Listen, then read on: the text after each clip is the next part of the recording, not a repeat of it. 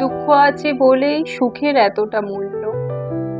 যেমন রাত আছে বলেই দিনের আলোর যে কতটা কদর তা আমরা বুঝতে পারি। মানুষের জীবনে জানেন তো কোনোটাই স্থায়ী না, না সুখ না দুঃখ।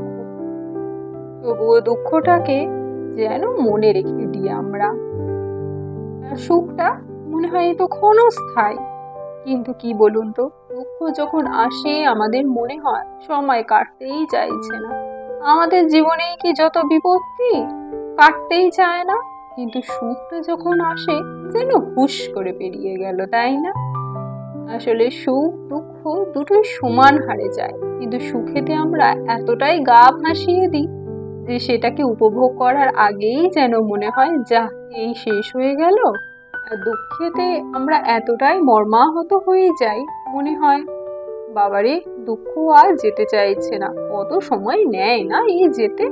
তাই আমাদের জীবনে না সুখ দুঃখ দুটোকেই অ্যাকসেপ্ট করতে হয়, মানুষ জীবন তো।